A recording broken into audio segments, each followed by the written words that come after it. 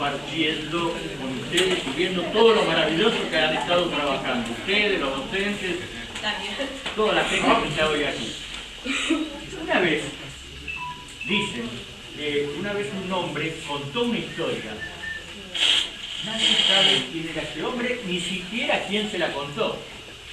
Lo que sí sabemos, que eso fue hace muchísimo tiempo, y saben una cosa, chicos, aún hoy esa historia se sigue contando por algo muy simple, porque siempre hay alguien que quiere escuchar y siempre hay alguien que quiere contar.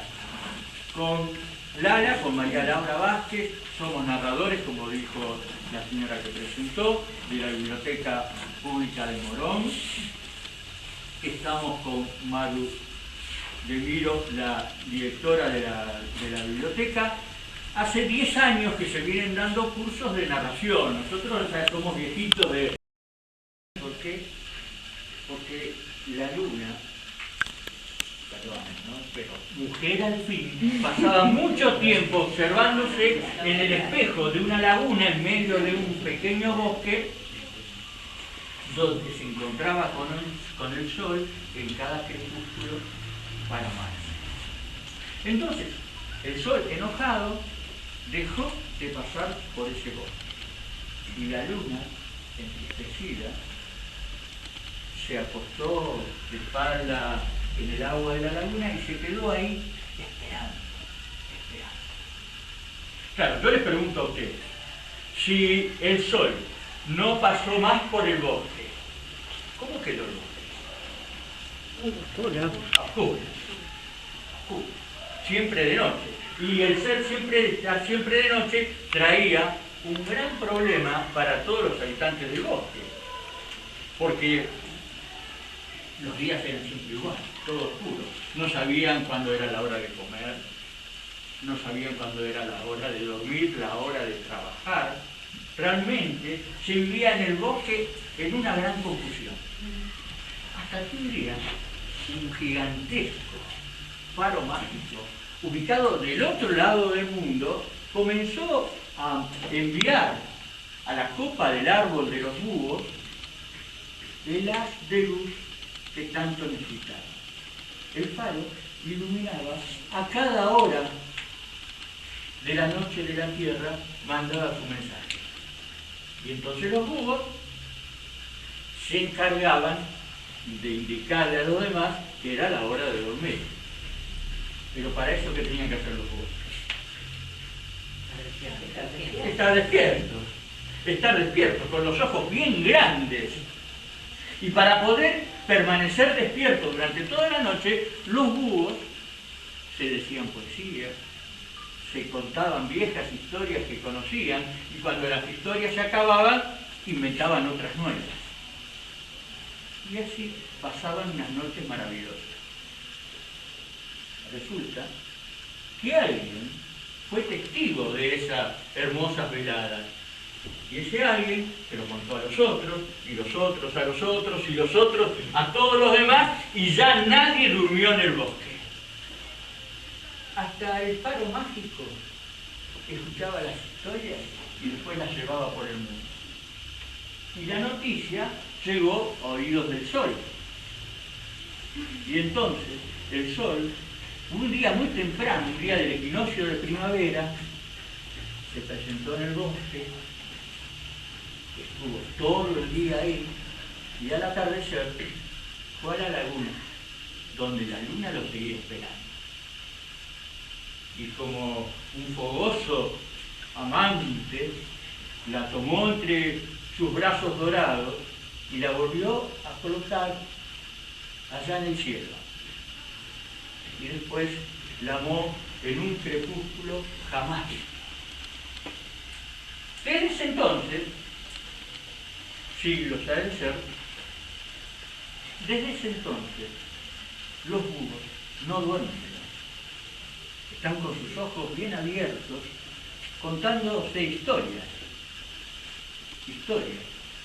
que el faro lleva por el mundo, historias que los libros llevan por el mundo, historias que están en las bibliotecas para que todos nos podamos regocijar con ellas. Historias que modestamente llevamos por el mundo los contadores de historias.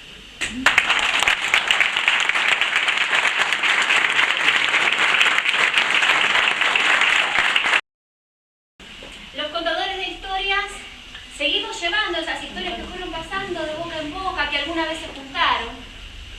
Y también, en la actualidad, lo que hacemos es sacar las historias que alguien fue metiendo en esas cajitas, en los libros, y facilitando la llegada. A veces, en la actualidad nos cuesta un poco sentarnos a leer. No nos acordamos de lo lindo y los puntos que nos abría el sentarnos ante un libro. Por eso nosotros venimos a facilitar eso. Y cuando uno piensa, a ver, ¿qué voy a contar hoy? Porque contamos historias de tradición oral, historias que cuentan por qué las cosas son como son, historias literarias. Y uno llega y empieza a mirar qué hay en el lugar, cómo es la gente, y piensa en qué contar. Y a mí se me ocurrió, paseando por los puestos, traerles una historia de... ¿Vieron estos seres misteriosos que andan en la mitología, digamos, por así decirlo, de los lugares?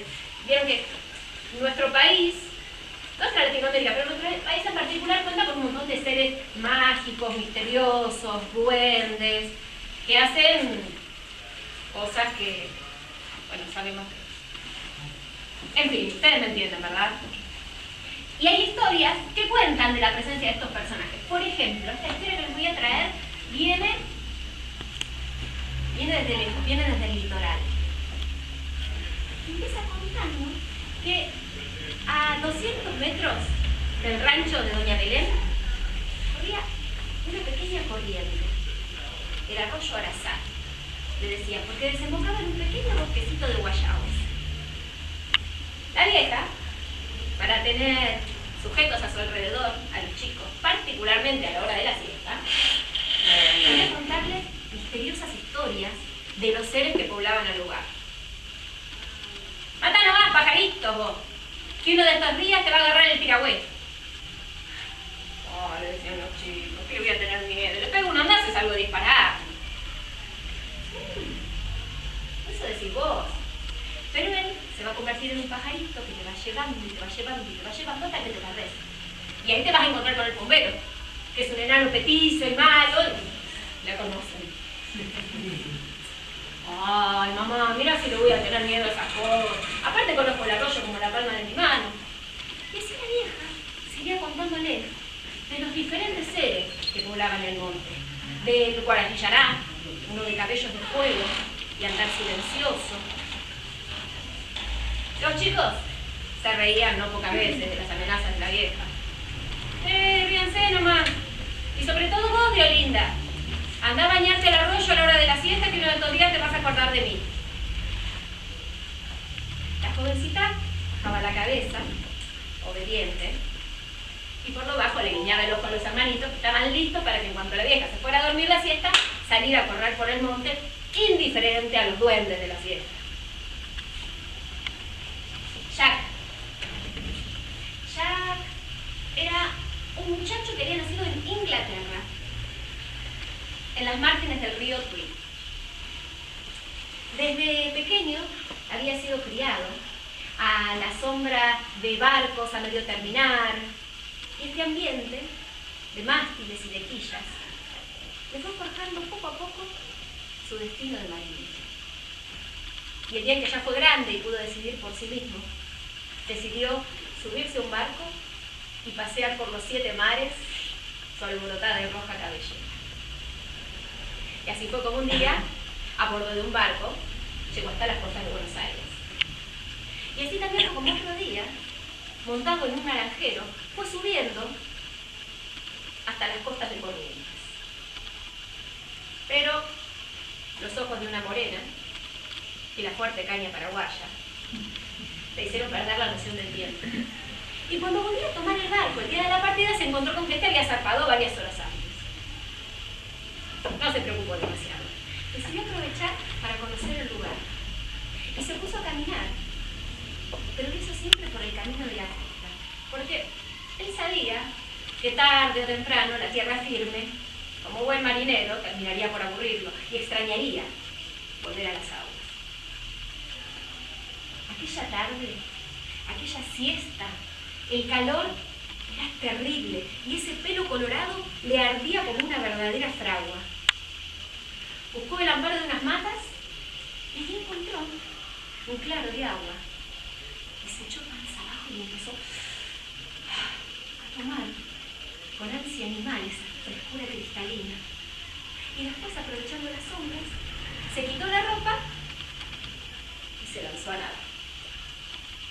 Después salió, preparó un atadito con sus ropas a un costado y se echó debajo del verde a disfrutar la frescura.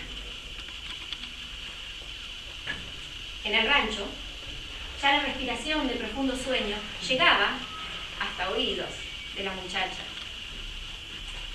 Doña Belén dormía y los chicos, por supuesto, ya andaban por ahí jugando en el bosque, totalmente indiferentes a los duendes y sin importarles las advertencias de la madre. La muchacha sentía el calor particularmente pesado y entonces de pronto abría la ventana y sentía el rumor de los árboles mecidos por el viento y sentía que ese monte la llamaba. Así que, sigilosamente, se fue poniendo las alpargatas. Bajó de la cama y recorrió el pequeño caminito que rodeaba el rancho y se fue internando en un pequeño bosquecito. A orillas de un ceibo, dejó sus ropas y ahí todo el río para ella. Se lanzó para nadar y anduvo un buen rato yendo y viniendo por esas mansas aguas. Y cuando decidió salir, fue emergiendo del agua como una verdadera sirena marina. Largos, sus cabellos negros caían sobre su espalda, colorada y roja, su boca pulposa, amplias y rotundas sus caderas, finas y gráciles sus piernas. Se detuvo a un costado del agua, dejando escurrir el agua por su piel y fue a buscar la ropa. Y en ese momento, a los pies del ceibo, lo vio. Era el Guarají Yará, del que siempre le había hablado su madre, ese de cabellos de fuego, de ojos brillosos. La muchacha se paralizó. El grito de terror se le ahogó en la garganta y cerró los ojos y se entregó al desmayo. Y empezó a pasar el tiempo. Días más tarde, Jack consiguió un nuevo barco, montó, llegó hasta Buenos Aires y después siguió mar arriba. Vaya uno a saber por dónde. Pero cuando los meses fueron pasando y la panza de Violina empezó a crecer, ¿qué les digo? Que fue finalmente doña Belén la más escéptica en creer la historia de la muchacha. Y sin embargo, eran del Guarají Yará, los ojos azules, el cabello rojo y la piel blanca del primero de los hijos de Deolinda, la bella morenita de Orillas de Garza.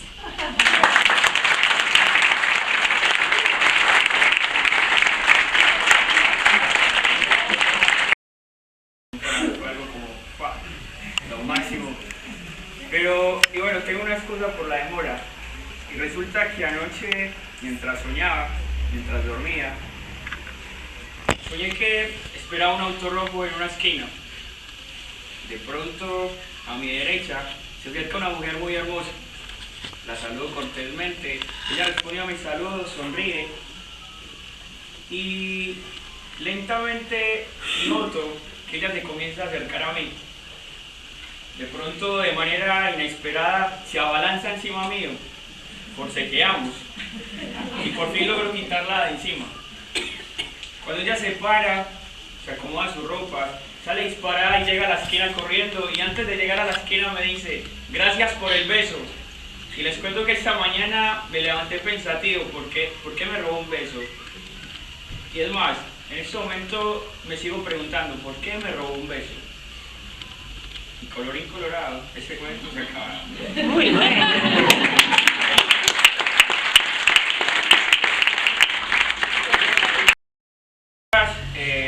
Empiezan a aparecer millones millones de hilos que de a poco se van empezando a unir. Y mientras venía también por acá, empecé a encontrar ciertas similitudes con algunas cosas que ya había escuchado antes. Y bueno, entonces estuve pensando y pensé, ¿por qué no piensa? ¿Por qué no empezar a unir cosas cortas para que luego se haga algo grande? Y fue así como de tanto pensar, de encontrar similitudes, llegué a una conclusión. Y resulta que hace muchos días, la novia llama al novio, tarde de la noche, y le comienza a decir: hola mi amor, buenas noches. ¿Te acuerdas que para esta fecha nosotros nos conocimos? Sí. ¿Y te acuerdas también que la luna estaba inmensa, que las estrellas alumbraban más que nunca? Sí.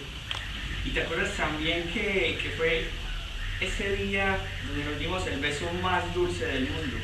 Sí. ¿Y te acuerdas también que fue la primera vez que me tomó de la mano, que salimos juntos por el parque, que fuimos al restaurante más caro y compramos la comida más cara? Sí. ¿Y te acuerdas también que mis manos temblaban y tú agarraste mi mano y la pusiste junto a tu corazón y sentías mi corazón como latía a 1000 por hora? Sí. ¿Y te acuerdas también que fue la noche más mágica, la noche más fantástica? Que es más, cuando me llevaste a la casa, yo no quería cerrar la puerta porque te quería ver con esa sonrisa hermosa. Sí. Ay, pero venga, mi amor, ¿se le acabaron las palabras o qué? No.